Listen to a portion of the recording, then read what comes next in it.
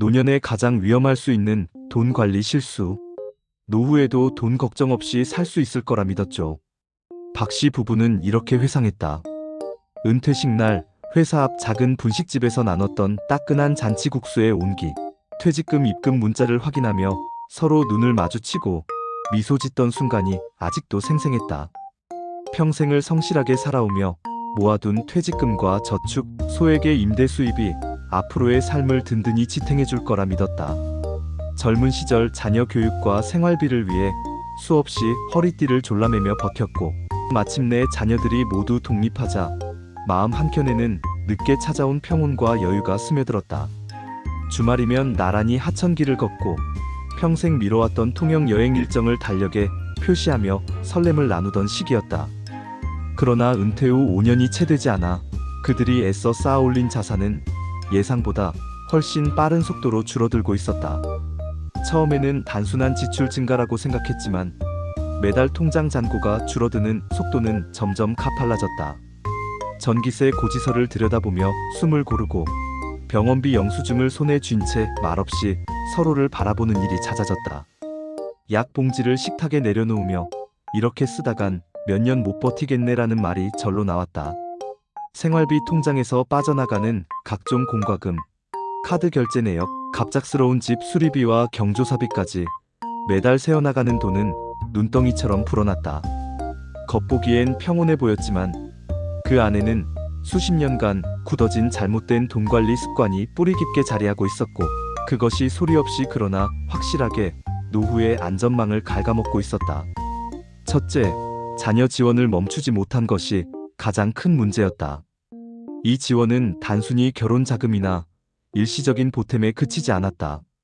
결혼 자금, 사업 실패 지원, 손주 교육비, 자녀의 주택 전세 보증금, 갑작스러운 실직으로 인한 생활비 보전, 자동차 구입 보증, 해외 어학연수와 유학비용, 신혼집 가전제품 구입, 차량 보험료, 장기 여행 경비까지 부모의 지갑이 열렸다. 심지어 자녀의 신용카드 연체금 상환까지 대신해준 적도 있었다. 부모 마음으로 시작된 지원은 처음에는 잠깐의 도움처럼 보였지만 시간이 흐르면서 매달 빠져나가는 상시 지출로 굳어져 생활비를 잠식했고, 심리적으로는 도와주지 않으면 안 된다는 압박감이 쌓였다. 이 과정에서 치료비로 쓰기 위해 모아둔 비상자금에도 손을 대야 하는 상황이 발생해 의료비나 예상치 못한 집, 수리비 같은 긴급 지출에 대응할 여유가 완전히 사라졌다. 매달 지원하는 금액이 고정 지출처럼 자리 잡으면서 가계의 유동성은 빠르게 줄었고, 통장 잔고가 얇아질수록 불안감은 깊어지고 부부 사이 대화마저 무거워졌다. 둘째, 안정적이라 믿었던 부동산 투자에서의 무리였다. 박 씨 부부는 오랫동안 땅은 배신하지 않는다는 말을 철석같이 믿었다. 은퇴 직전 지역개발 호재 소식과 주변 사람들의 성공담에 마음이 흔들렸고, 시세 차익을 기대하며 대출까지 끌어다 신규 아파트와 토지에 투자했다. 그러나 시장 상황을 면밀히 분석하거나 장기 보유 시 발생할 수 있는 세금 관리비 임대 공실 위험을 충분히 고려하지 않았다. 예상보다 분양이 늦어지고 임차인을 찾지 못하는 기간이 길어지면서 대출 원리금과 관리비가 한꺼번에 부담으로 돌아왔다. 매달 나가는 이자가 생활비를 잠식했고, 공실로 인한 임대 수익 공백은 심리적 불안을 가중시켰다. 부동산 시세가 하락하는 뉴스를 접할 때마다 밤잠을 설쳤고, 매도는 손해, 버티자니 부담이라는 이중고 속에서 생활의 질은 점점 낮아졌다. 이런 상황은 단순한 투자 실패가 아니라 은퇴 자금을 갉아먹는 치명적인 구멍으로 작용했다. 셋째, 은퇴 후 수입이 줄었음에도 소비 습관을 바꾸지 못했다.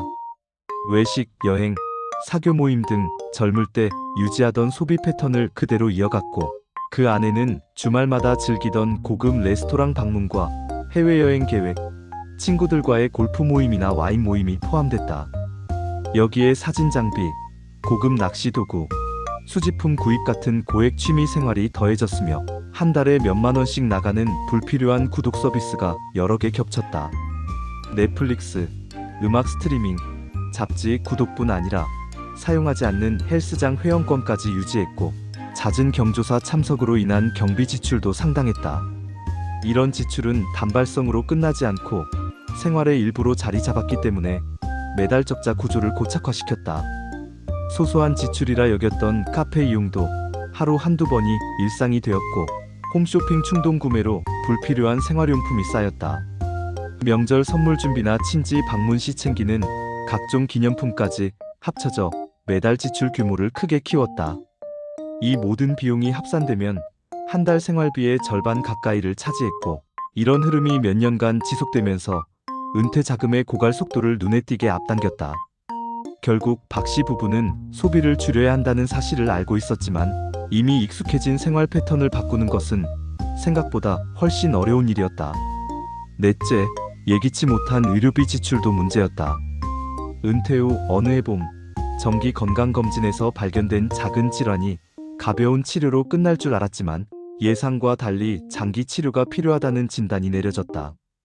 초기에는 한 달에 몇만 원 수준이던 약값과 진료비가 치료가 길어질수록 점점 불어났고 정밀 검사와 추가 시술이 이어지면서 병원에 가는 날이 한 달에 서너 번으로 늘어났다. 치료를 받는 동안 다른 질환이 발견되거나 나이가 들수록 면역력이 떨어져 감기나 염증 같은 부수적인 질환 치료비도 함께 늘었다. 더 큰 문제는 보험 구조였다. 수십 년간 유지해온 보험이 있었지만 보장 범위가 제한적이어서 본인 부담금이 전체 의료비의 절반 이상을 차지했다. 비급여 항목으로 분류되는 검사나 약은 전액을 본인이 부담해야 했고 일부 치료는 아예 보험 적용이 되지 않았다. 여기에 통원 치료를 위해 택시를 타고 병원을 오가면서 생기는 교통비, 장시간 대기와 치료 후 회복을 위해 외식이나 간단한 간식 비용까지 생활비에 스며들었다. 치료가 길어질수록 체력적 부담뿐 아니라 정신적 스트레스도 커졌고 이 돈이면 여행을 갔을 텐데라는 아쉬움과 혹시 더 큰 병이 오면 어떻게 하나라는 불안감이 쌓였다. 결국 이 의료비 지출은 단순한 비용이 아니라 노후 자산의 균형을 무너뜨리는 요인으로 작용했다. 장기 치료로 인해 다른 계획했던 생활비와 여가비를 줄여야 했고 부부의 일상은 병원 진료 일정에 맞춰 재편되었다. 다섯째, 안전장치 없이 시작한 소규모 사업도 재정 악화를 가속화했다. 은퇴 후 남는 시간을 활용해보자는 단순한 생각과 지인의 강력한 권유로 시작한 가게. 운영은 처음에는 노후의 안정적인 부수입이라는 달콤한 기대를 안겨주었다. 하지만 초기 투자비가 예상보다 훨씬 많이 들어갔다. 인테리어 공사, 간판 설치, 주방 설비와 가구 구입, 각종 인허가 비용, 첫 달 재고, 확보까지 세세하게 계산하지 않은 지출이 한꺼번에 몰려왔다. 운영을 시작하자마자 매달 나가는 임대료, 전기, 수도, 가스 등 공과금, 인건비와 재료비가 고정비로 버텨야 하는 무게가 되었고 손님은 기대만큼 오지 않았다. 지역 경기 침체와 소비 패턴 변화, 온라인 쇼핑과 배달앱의 확산으로 오프라인 매장은 점점 설 자리를 잃었다. 홍보를 위해 전단지와 간판 광고, 온라인 마케팅에 돈을 써봤지만 큰 효과를 보지 못했고 재료비 상승과 세금 부담이 겹치면서 매출보다 지출이 많아졌다. 계절에 따라 손님이 급감하는 시기에는 고정비를 충당하기 위해 저축을 깎아 써야 했고 대출 상환일까지 겹쳐 심리적 압박은 극에 달했다. 게다가 사업 경험이 전무한 상태에서 재고 관리나 손익분기점 계산, 세금 신고, 절차를 이해하지 못해 실수가 잦았고 그로 인한 추가 비용까지 발생했다. 초반에는 조금만 버티면 나아질 것이라는 희망이 있었지만 1년이 지나도 상황은 호전되지 않았다. 결국 남은 것은 빚과 피로, 그리고 무너진 자신감뿐이었다. 이 실패는 단순히 사업이 망한 경험에 그치지 않고 노후 생활 자금의 상당 부분을 소모하며 부부에게 깊은 상처를 남겼다. 재정 상담사는 차분하면서도 단호하게 조언했다. 그는 상담 내내 박 씨 부부의 표정을 살피며 재정이 무너지는 과정이 단번에 일어나는 것이 아니라 매달 조금씩 스며드는 지출에서 비롯된다는 점을 강조했다.